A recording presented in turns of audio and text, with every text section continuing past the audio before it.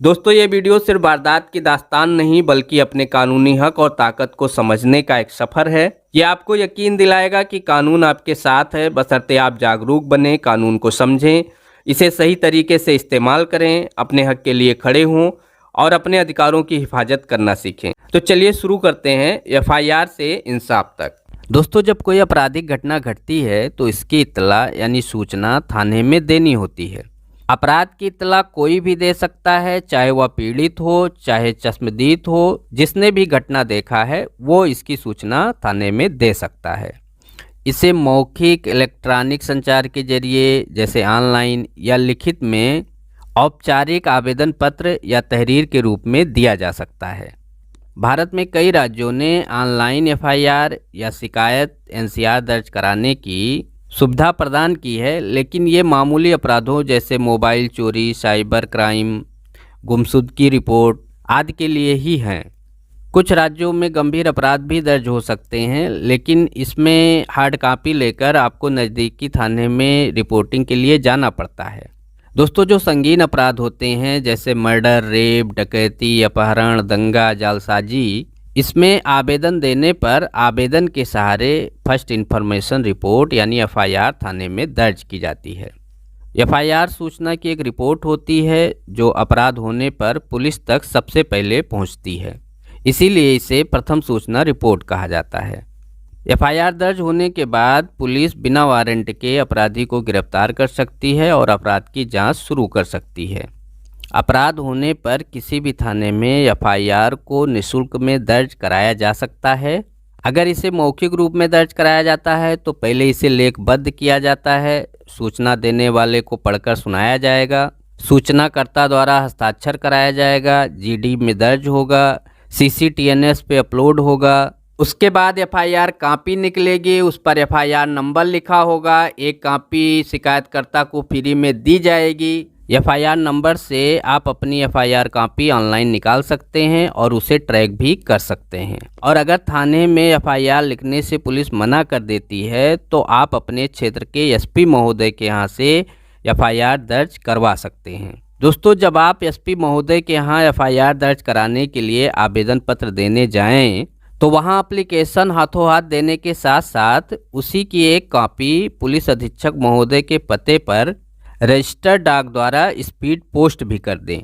इससे आपके पास एक रिकॉर्ड हो जाएगा। स्पीड पोस्ट की रिसीविंग अपने पास रखें, क्योंकि अगर वहां से भी कार्रवाई नहीं हुई तो मजिस्ट्रेट के यहाँ से एफआईआर दर्ज कराने का अधिकार आपको मिल जाएगा, लेकिन वहां पर आपको इसके समर्थन में एक एफिडेविट देना होगा कि फला डेट को थाने में एसपी महोदय के यहाँ आवेदन पत्र दिया था और उस पर एफआईआर दर्ज नहीं हुई, और इसके समर्थन में साक्ष्य भी लगाना होगा। तो ये स्पीड पोस्ट की रिसीविंग आपके काम आएगी। और अगर अपराध कम गंभीर प्रकृति का है जैसे गाली गलौज, साधारण मारपीट, साधारण धमकी, तो इसमें थाने में एफआईआर दर्ज नहीं की जाती है बल्कि एनसीआर गैर संज्ञेय रिपोर्ट लिखी जाती है। यह थाने तक अपराध के एक रिकॉर्ड के रूप में सीमित रहती है, जिसे वक्त पड़ने पर साक्ष्य के तौर पर यूज किया जा सकता है।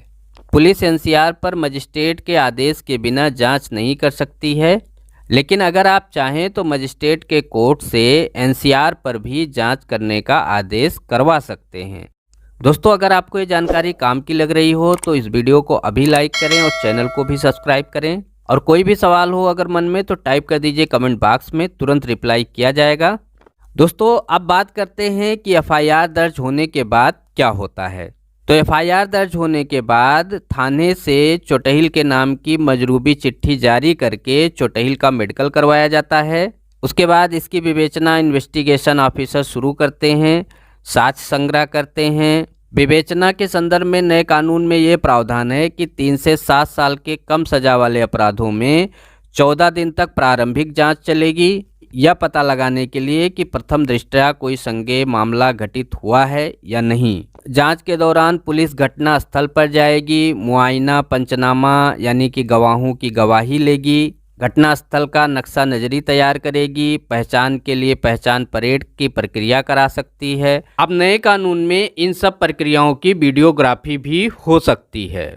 जिस अपराध में 7 साल से कम की सजा है उसमें सामान्यतः आरोपी को पुलिस गिरफ्तार नहीं करती है।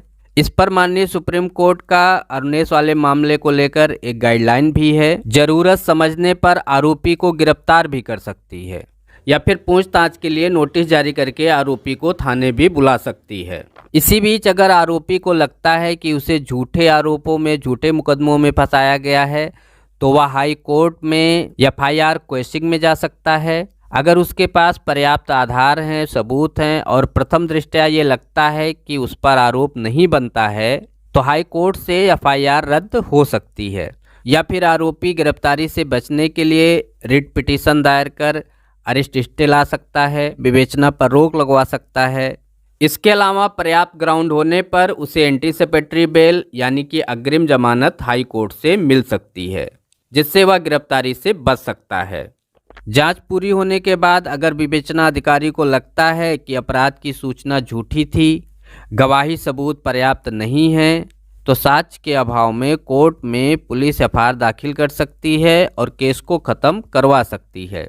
लेकिन अगर पर्याप्त गवाह और सबूत हैं तो विवेचना अधिकारी कोर्ट में चार्जशीट दाखिल करते हैं। इसे चालान, अंतिम प्रतिवेदन, फाइनल रिपोर्ट या फिर इस्तगासा भी कहा जाता है। जब कोर्ट में चार्जशीट फाइल की जाएगी तो कोर्ट के द्वारा आपके घर पर सम्मन या नोटिस भेजा जाएगा। अगर आप अपने से पता करना चाह रहे हैं कि चार्जशीट फाइल हो गई है कि नहीं, तो जो IO हैं, विवेचक अधिकारी जो विवेचना कर रहे थे, उनसे आप पूछेंगे तो आपको बता देंगे कि चार्जशीट कोर्ट में फाइल कर दिए हैं कि नहीं। इसके अलावा संबंधित जुडिशियल मजिस्ट्रेट के कोर्ट के ऑफिस के बाबू से भी जाकर के पूछ सकते हैं कि फला FIR नंबर की चार्जशीट फाइल हो गई है कि नहीं। इसके अलावा कुछ राज्यों में E-कोर्ट की भी सुविधा है, वहाँ पर भी डॉक्यूमेंट को अपलोड कर दिया जाता है, तो वहाँ से भी आप देख सकते हैं। जब कोर्ट में चार्जशीट फाइल हो जाती है तो केस की सुनवाई शुरू होती है, जिसे ट्रायल कहा जाता है। चार्जशीट फाइल होने के बाद आरोपी डिस्चार्ज एप्लीकेशन या एलबाई एप्लीकेशन लगा सकता है। इसमें आरोपी यह साबित करता है कि वह अपराध के समय कहीं और था, यानी कि अपराध में वो संलिप्त नहीं था। तो अगर जज साहब को लगता है कि आरोपी पर कोई आरोप नहीं बनना है तो उसे डिस्चार्ज कर सकते हैं। लेकिन अगर आरोपी के पास एलबाई लेने का कोई ठोस आधार नहीं है तो कोर्ट में बेल एप्लीकेशन मूव करता है और कोर्ट से पहले जमानत लेता है, उसके बाद में आरोप बनता है।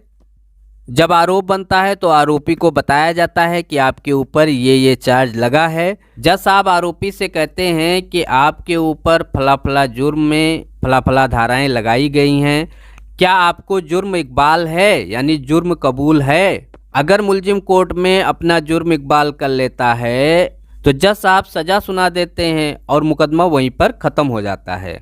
लेकिन अमूमन आरोपी जुर्म इकबाल नहीं करते और वो ट्रायल फेस करते हैं।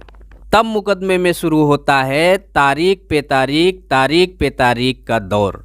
आरोपी हाजिर न्यायालय नहीं होता, न्यायालय में अपने अधिवक्ता के जरिए हाजिरी माफ़ी लगवाता है, या फिर ट्रायल के बीच में ही अगर हल्का केस हो और आरोपी और पीड़ित दोनों की सहमति बन जाती है तो कंप्रोमाइज दाखिल करके केस को ख़त्म करवा लेता है। अगर कंप्रोमाइज नहीं होता है तो इसमें एक और ऑप्शन होता है प्ली बार्गेनिंग का। ये एक कानूनी प्रक्रिया है जिसमें आरोपी और अभियोजन पक्ष आपसी सहमति से हल्की सज़ा या कम गंभीर अपराध स्वीकार करने पर समझौता करते हैं। प्ली बार्गेनिंग तभी की जा सकती है जब अपराध 7 साल से कम सज़ा वाला हो, अपराध गंभीर न हो, जैसे हत्या, रेप, आतंकवाद के मामले उसमें न हो, मामला सरकार या किसी महिला या बच्चे के खिलाफ न हो और आरोपी ने पहले कोई गंभीर अपराध ना किया हो। लेकिन अगर पीड़ित जागरूक है तो ट्रायल को फेस करता है और सुनवाई के दौरान जो अभियोजन पक्ष होता है, यानी जो पीड़ित होता है, उसको सरकारी वकील मिलते हैं और जो बचाव पक्ष होता है यानी अपराधी होता है उसके पास अपने प्राइवेट वकील होते हैं। तो कोर्ट की सुनवाई के दौरान दोनों पक्ष अपनी अपनी दलीलें पेश करते हैं। इसमें जो लिस्ट गवाहन में नाम होते हैं गवाहियों के, उनकी क्रम से गवाही होती है, उनकी जिरह होती है और जिरह में ही झूठे गवाहों को तोड़ा जाता है। कभी कभी इसमें जो गवाह होते हैं वो मुकर जाते हैं या होस्टाइल हो जाते हैं, तो ऐसे में जो वकील होते हैं उनको जिरह द्वारा ठीक करते हैं। फिर लास्ट में फाइनल आर्गूमेंट होता है जिसे अंतिम बहस कहते हैं और उसके बाद फाइल लग जाती है जजमेंट में।